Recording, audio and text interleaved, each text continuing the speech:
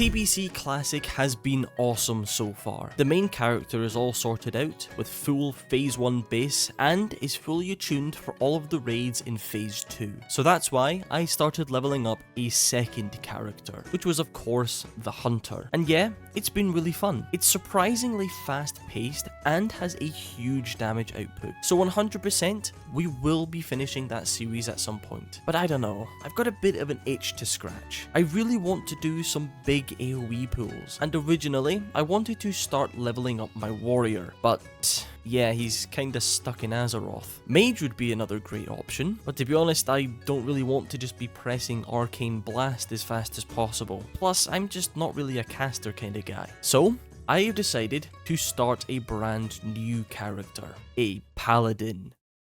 Last time was our first time trying out Paladin, and it was so much fun. We started out by being nothing more than a boosted character, with all the abilities and talents being thrown at me at once, and of course the communal gear that comes with the boosted characters is so unbelievably bad. So we took the time to get some gear upgrades in Hellfire Peninsula, and I was able to get us the Regal Protectorate trinket, and we ended it off with our first run of Hellfire Ramparts, which I very much enjoyed. But for today's video, the goal is for us to simply reach level 65. So starting things off, we're going straight back into Hellfire Ramparts. Now when I say I enjoyed our dungeon run last time, I really mean it. When I woke up to play the next day, all I could think about was jumping back onto play. I mean, I had truly fallen in love with this class, but it's not just that. It felt absolutely amazing to be learning a new role. It was very similar to the feeling I got when I played on my first character. Everything felt a bit more mysterious, and you're not really sure if you were doing things right. And sure, it's no druid, of course, but this might actually be a very close second for me. Now, last time we did this, we were of course in a spell cleave group, and it was great fun, doing massive packs of mobs at once. But this time we are doing this with a physical comp,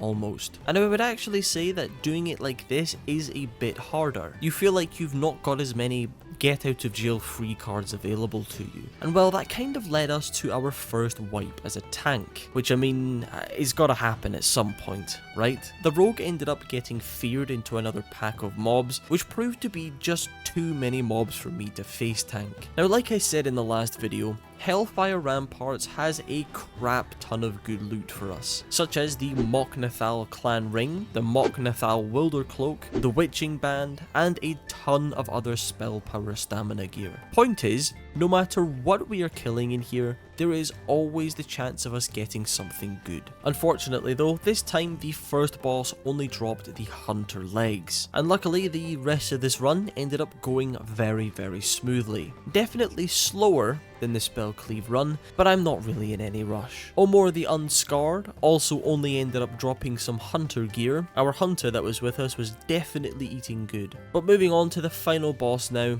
Vazrudin and Nizan. And this boss is a bit of a group killer. They just do an insane amount of damage. And I did actually remember this time that fire resistance aura is a thing, which seemed to help at least a little bit. Now, like I said in the last video, for some reason I was so focused on spell power gear. I wasn't really considering the defensive pieces of gear when I really should have been. As for Vazrudin's loot, 2 pieces of good tanking gear dropped. I needed on the cloak, but for some reason I greeded on the boots, because I just thought, oh no, spell power must be bad then. And looking back on it now, I do realize how stupid that was. The other thing I forgot to do last time was turning in the little letter quest that we get for killing the final boss. So I quickly went back to Honor Hold and handed that in. And I also picked up the other dungeon quest that was here because I also didn't do that beforehand when I really should have. Now, luckily the group that we were with last time decided that they wanted to go back and do the dungeon again. So of course, I decided to stay as well. This time we were actually kind of a hybrid group. We had a mage, a warlock, and a rogue, which meant that I could kinda do medium-sized packs. Now since this is our third run in this place so far, I was obviously starting to feel a little bit more comfortable. I was starting to learn all of the different pools and stuff. And the other thing that I was noticing is that since I've been tanking, I'm starting to notice things that I never noticed before. I started to recognize mobs. What mobs did Mortal Strike? What mobs were casters? What mobs I thought we should prioritize? Which is really cool because I would never pay attention to stuff like that if I was DPSing. So now that I was starting to feel a little bit more comfortable with the overall kit of the class, one thing I started to try out was kiting the mobs around. Just trying to use the mage's blizzard as much as I could. Now I know this isn't many mobs, nor am I doing it all that well, but it felt really cool to be in control of what was happening. The rest of the run was pretty typical. There wasn't any loot from the first two bosses, but we killed Nazan and the loot was two insanely good drops for us. I greeted on both of them. You know, looking back on this now, what the hell was going through my mind? This is genuinely quite painful to watch back. But of course, the dungeon runs don't end yet, because I decided to go straight back into Hellfire Ramparts. To be honest, I was kinda hooked. I was genuinely having so much fun. See, pretty much all of my tanking experience has been on Bear Druid, and if you've ever tanked as a bear, you know just how miserable it can be in AoE. But this wasn't like that. This is how tanking is meant to be. I think it's also worth mentioning that, since a lot of you said on the last video, I shouldn't be using Blessing of Kings whilst I'm tanking, and instead I should be using Blessing of Sanctuary. And to be honest, I already had this video recorded, so sadly I wasn't able to apply it in this video. Also, I know that I forget about my aura quite a lot, and it's bad, I know, but I'll get a weak aura at some point. And of course, for this run, I was able to find us yet another spell cleave group, and again, it was just pure fun. I may not be the one casting Blizzard, but this was just everything I was hoping to get out of this character. As for the loot, unfortunately it was just 2 pairs of legs again, and this group decided that they wanted to stick around and do the dungeon again. Now at this point we were a good 4 or 5 runs deep, and I was definitely in the dungeon spamming loop now. I knew basically all the pools, and I knew what to do on all of the bosses. And usually this is the point that I would get bored and start going off to do quests or something, but I don't know, I was just so hooked on this spec. And this run was pretty typical. It was very smooth, at least up until right before Amor, where I just ended up not getting any heals. So not really my fault, and we just won't count that one. As for the loot, that very nice defense ring dropped again, and finally I clicked need. Took me long enough, but I lost the roll to the warlock. Why does a warlock need this? And needless to say, that did piss me off slightly. And at this point, it was starting to get a little bit late, but I wanted to do just one last run before getting off for the night. This time we had gone back to just a regular group, which honestly I was okay with, because it keeps things a little bit mixed. Plus I wanted to make sure that I'm comfortable with tanking for any kind of group. And this was a perfectly normal run, nothing massively interesting happened, plus the group was extremely friendly, which is kind of all you can ask for, especially these days. But we were able to take Vazrudin down first try, no issues, and the Band of Renewal decided to make an appearance, and since it has spell power, of course I needed on it. But sadly, lost the roll to the healer. Can't really complain about that. And I know I said only one more, but some people were staying to do it again, so can you really blame me? And hell, if we're staying for 2 runs, we might as well make it 3 runs. And at the end of the 3rd run, the Witching Band decided to drop, which again, I lost to the mage. Serves me right for not needing any of the actually good pieces. And this group were then talking about going straight into the Blood Furnace, but it was just far too late for that now, and I was definitely feeling it. So I made sure to be sat comfortably inside of the Honor Hold Inn, and I logged out.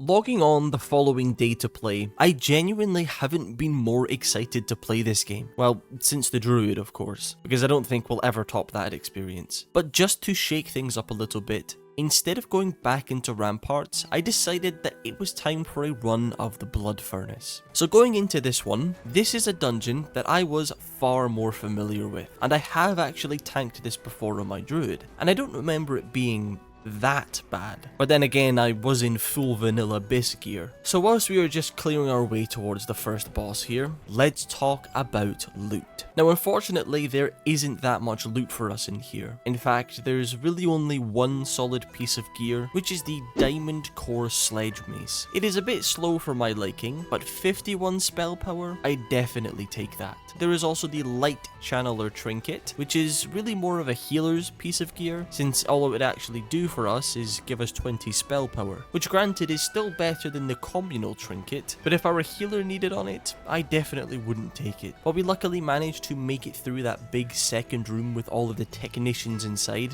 without anyone exploding. There was a couple of close calls though. But moving on to the first boss now, who is called the Maker. Now for whatever reason, I remembered this boss doing a big knockback ability, so I ended up taking him to the wall and tanking him there. Turns out, I don't think that was true at all, and now I look like a complete plonk for doing that. For his loot, he sadly ended up not dropping us our nice new weapon. So we cleared through the next room relatively cleanly until I decided that it was a great idea to pull both packs of mobs at once, which very quickly proved to be just a few too many mobs. But very luckily, the rogue and the shaman were able to clean them up and send us a couple of reses. Now so far this dungeon had actually been okay. That was until we started up the gauntlet before the second boss. These mobs were an absolute massive pain to tank because they were constantly threat resetting. Now luckily that wasn't that big of a deal since they were quite squishy, but beyond this point, the dungeon just started to become a bit of a nightmare. Like on these big dudes here, who were possibly the most annoying mobs I've ever had to fight, because every time I had taunted them and my threat was looking good, they would charge at one of the casters and reset threat again. But eventually, we did make it down to the final boss, Paladin the Breaker. Now I can't lie, I really wasn't a huge fan of this dungeon. Aesthetically and lore-wise, it's fantastic, but to tank, it's just a bit ass. Because of all the weird little things that you have to pay attention to, like the techie mines, the gauntlet, and all the random threat resetting. So despite not getting any loot from here, this was definitely a one and done for me, because we were getting close to level 62, and I decided that it would just be best for us to go back to Ramparts for a couple of runs. And it wasn't anything we hadn't talked about already. It was spell cleave. It was a lot of fun. We did some very big pulls which killed me. Perfectly normal stuff. But we did also one-shot Nizan, which is pretty cool, and he ended up dropping the witching band again. Except this time, we won it. And I did actually end up forgetting to record it, but we did end up hitting level 62, which means we are now high enough level to start grinding out some slave pens. So with nothing left for us in Hellfire Peninsula, I grabbed my things and started moving down towards Zangarmarsh. And I still think the Draenei look stupid as hell riding horses. But taking those first few steps into Zangarmarsh, man, I had missed this zone. It is just so beautiful. It has such cozy vibes, but at the same time still has that slight eeriness about it, which is a vibe that you just don't see very often in games anymore. Of course, the first thing I did was head on up to Telrador, where I set my Hearthstone, since it's literally right next to the slave pens. And the other thing that I'm loving about being a tank is getting instant invites to groups. Gone are the days of waiting 25 minutes and writing an entire job application just to enter a dungeon group. Now this first group that I joined had actually already gotten to the first boss. My guess is that the fight must have gone badly, and then someone rage quit, or maybe a DC. Now in terms of the loot inside here, there is one very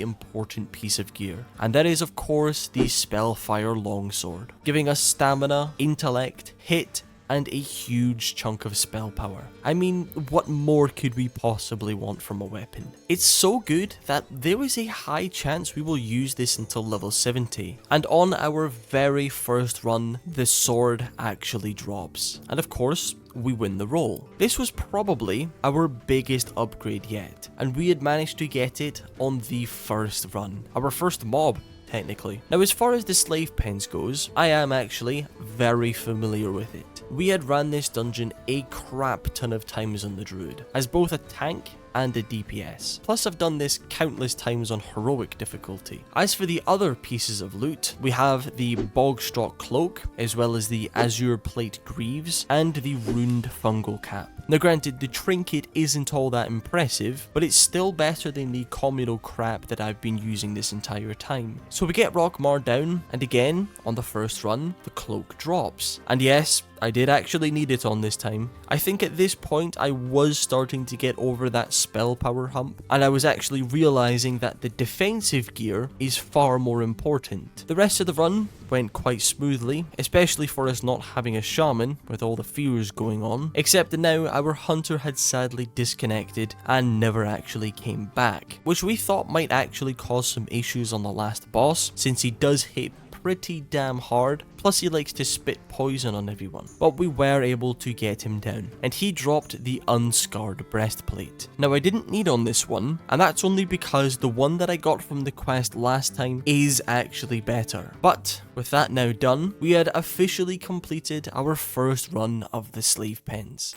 So of course my plan at the moment was to simply spam the slave pens for a while. But before we went and did that, I decided to pay a visit to our class trainer, since we hadn't done that for a good while. And there wasn't that much new stuff to get. We got a new rank of Fire Resistance Aura, which is always handy I suppose. But I also got us the Crusader Aura, which is a really cool aura that would increase our mounted speed by 20%. And learning this ability kinda reminded me of the fact that I'm trailing around Outland on a 60% mount still. And I was standing staring at the riding trainer, thinking, do I?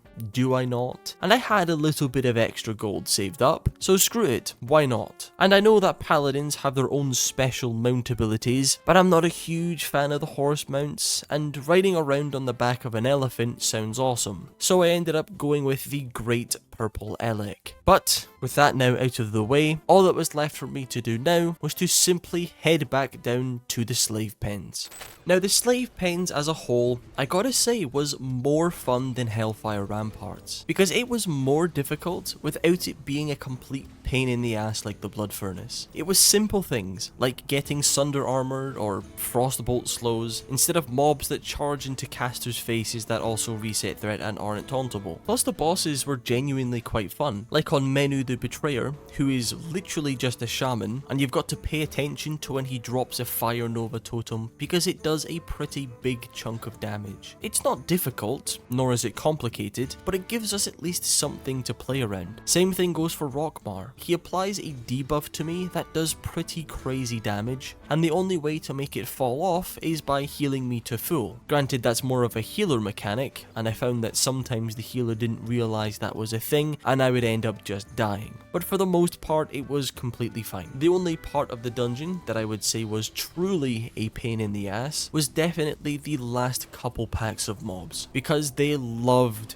to fear the group. But without a shaman and a tremor totem, sometimes it would get pretty messy pretty quickly. I also really like this dungeon purely because of the size of the pools. They were huge, and I never seemed to have troubles with aggro, and that was what was hooking me to Paladin. Now of course, once we were a couple of runs deep into the slave pens, I was starting to feel the need to mix things up a bit. And lucky for us, the Underbog is right next door.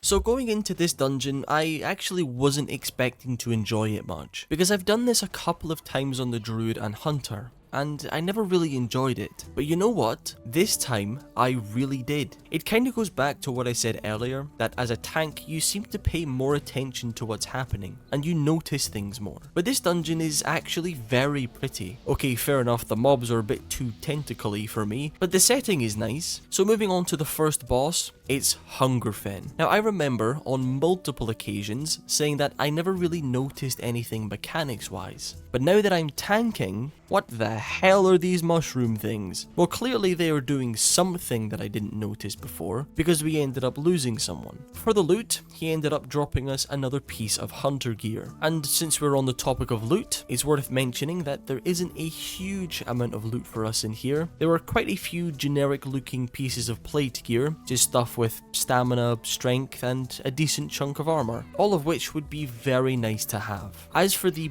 big items, there really is only one, and that is the Talisman of Tenacity, offering a huge chunk of stamina plus 20 resilience, which is still really good for tanking. And it comes from the second boss, Gaz-An, who I'm still not convinced is very godlike for a supposed Hydra god. And I remember doing this on Heroic, and this guy loves to spit out poison in front of him, so I decided to tank him against the wall, which seemed to work pretty well, at least until I died anyway. Sadly though, his loot only seemed to be a two-handed mace. So we clear through the rest of the dungeon, nothing massively interesting was happening, other than the fact that the mobs were becoming a little bit more annoying. They had this psychic horror ability, which was like a regular fear but on steroids, where it only lasted 3 seconds, but instead of just running away slightly, it would cause people to sprint away at Mach 10. So it's a good thing that I can dispel it then. But eventually, we did make it down to the final boss, the Black Stalker. Now, despite him being the final boss, I would actually say that he was the easiest. I didn't notice anything massively impactful. As for his loot, he dropped the Pauldrons of Brute Force. Generic plate shoulders? Yes please.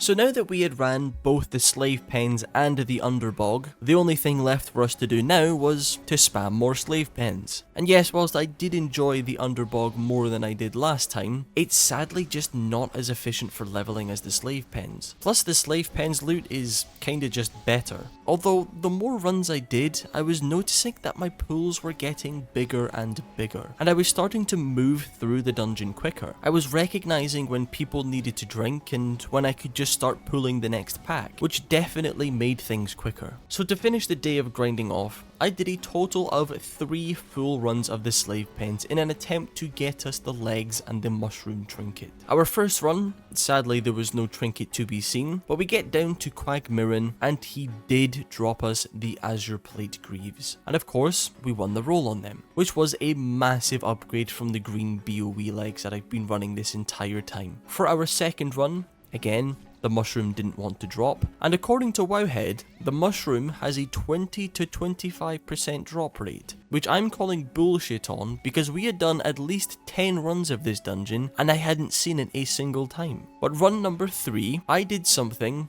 incredibly silly. I decided to pull 3 packs of mobs at once, and I was fully convinced that it was suicide, but no, we absolutely annihilated it. And it's kinda crazy that a tank is able to get 850 DPS at level 63, which is just another thing that I'm loving about this class. As for the trinket, we get Rockmar down, and there it was. 1 mushroom trinket. And that means we had officially replaced every single piece of our communal gear that we spawned in with.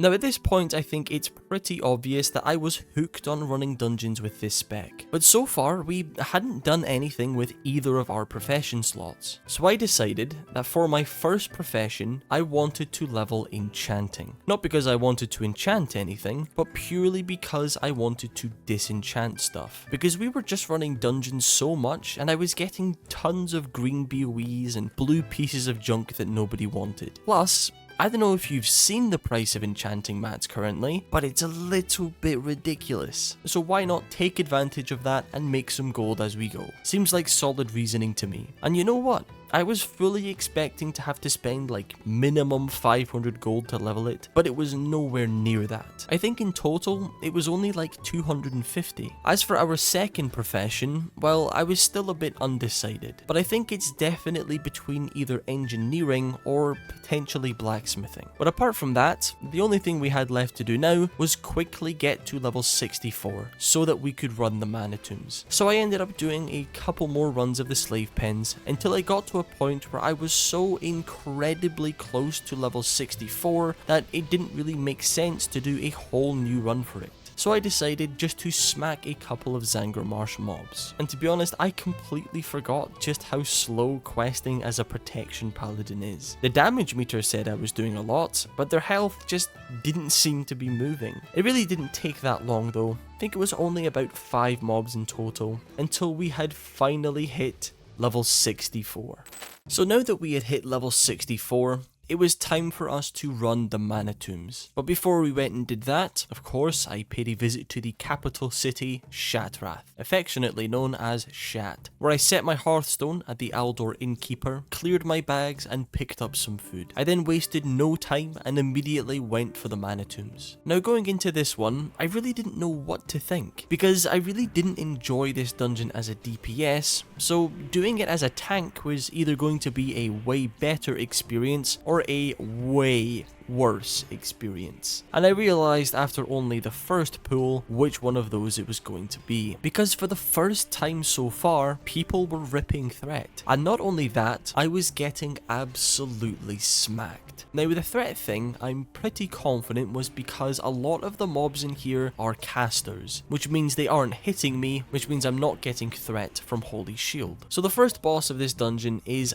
Pandemonius. Easily the hardest boss we have done so far, because he has this spell reflect ability, which also works against melee attackers, and it does crazy damage. But not only that, he also shits out void bolts that will kill you within only a couple of hits. Plus he likes to constantly knock me back. Looking back on it now though, I know that I should have been using Shadow Resistance Aura, but to be honest, I was so concerned with threat that I wasn't even thinking. He did drop this lovely idol for the druid though. So whilst we are now clearing through to the second boss, let's talk about loot. This dungeon is actually a huge one for us. There is only one piece of gear that we actually wanted, but it is the Shield of the Void. This thing is unbelievably good for us. It would easily last us until level 70. Now I know that we could have gone for the Sporegar shield earlier, but the reason I didn't was because I knew that this dungeon had this shield. So we get on to the second boss, who is a big rock dude called Tavarok. Much nicer experience than the last boss. Apart from being quite tanky, he really didn't do anything. He does stun the party occasionally, but that's it. For his loot, he dropped this pretty solid one-handed sword. Now up to this point, the dungeon had actually been alright. A bit of a pain in the ass, but nothing too major. But beyond this boss, everything just became way more assholey. There was tons of these little mana worms that exploded for huge damage on death. I was constantly getting gouged by mobs mid-pool, and these big void elemental guys loved to fear us. Luckily we did have a shaman though, so that wasn't really that big of a deal. But on top of that, a lot of these mobs were casters, which made it pretty difficult to build significant threat on them. Oh, and you can't forget about the single worst ability in this game, Mana Burn, which not only did massive damage, but we had to drink after literally every pool. So yeah, needless to say, I didn't enjoy this dungeon very much. Luckily though, the last boss wasn't anything too scary. As long as we kept the ads in check, it was pretty straightforward. For his loot, he did drop the Long Strider's loop. So congrats to whoever won that. But with Nexus Prince now dead, we had officially completed our first run of the Mana Tombs. So despite having a miserable time on our first run, I still really wanted that shield. So I decided to give it another go. And I mean, maybe it gets better once I'm familiar with all the pools and stuff. So we get to and kill the first boss, Pandemonius, somewhat cleanly, and sadly, still no shield. And unfortunately, this run just didn't quite go how we wanted. Mid-pool, the healer decided to go AFK, which caused the shaman to die, which means we had no tremor totem for the fear, and we pulled multiple packs of mobs and wiped, which caused the shaman to instantly rage quit. And with only 4 people, we just weren't going to be able to finish this. To be honest, I didn't really mind, since I really only cared about the first boss. But to be honest, I just really wasn't having that much fun in this place. So after only 1.5 runs, I decided that I was just done with this dungeon. And the losing threat thing kinda got to me. So I was trying to think of ways that I could temporarily inflate my spell power for packs that I know have a lot of casters in them. And that's when I remembered about a quest that we did on Hunter. A quest that would give us the Terracard Tablet of Vim. It's a trinket that would give us 22 spell hit rating and 84 spell power for 15 seconds. But before we went and did that, I decided to finally set up my second specialization, which is of course my Ret spec.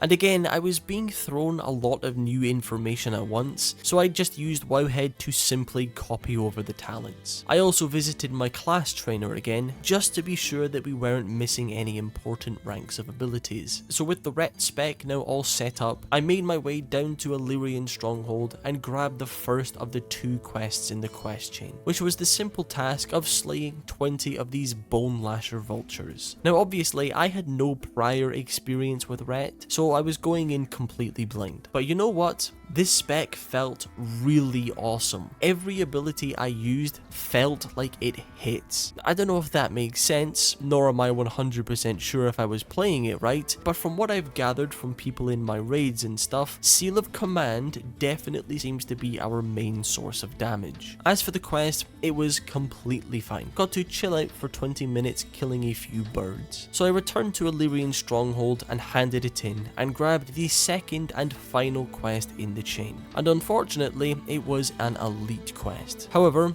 me being the egotistical little shit that I am, I decided that I was going to solo it. So I switched back to my protection spec and prayed that my tankiness would be enough to carry me through the fight. It absolutely was not. I had to use literally everything at my disposal. I used heals, my potion cooldowns, and my lay on hands cooldown. But it was all worth it, because I was successful at taking the mob down solo. So excitedly, I returned to Illyrian Stronghold and claimed us our shiny new trinket. And sadly, that kind of left me at a bit of a wall, because I really didn't want to go back to the mana tombs because I hated it that much. And I wasn't really in the mood to do any questing. I just wanted to run dungeons some more. So I went and did the only thing left available to us, the slave pens. And luckily we were already closing in on that level 65 mark. So it was really only 2 runs until we did manage to reach today's goal of level 65. I hope you all enjoyed today's video, because I enjoyed making it. I am loving Paladin. It is literally everything I could have asked for. I'm genuinely hooked on tanking dungeons with this spec. There's something just so satisfying about pulling 25 mobs and watching your character block 19 attacks at once, all whilst doing 1.5k DPS as a tank. I mean, what is there not to love about it? As for content, I have been thinking. A lot of you guys responded to my question asking if you would be interested in a feral druid guide, and a lot of you have said that's something that you would like to see. So I think I might actually start to make it. I mean, hell, that might actually be the next video. But apart from that, I'm still working on the Phase 2 Druid video. I think I've almost got enough footage now to work on that. And in and around all the exciting stuff, we will continue the journey on the Paladin as well. Anyway, I think that is enough yapping for today. I hope you all have a wonderful rest of your day, and I will see you all later.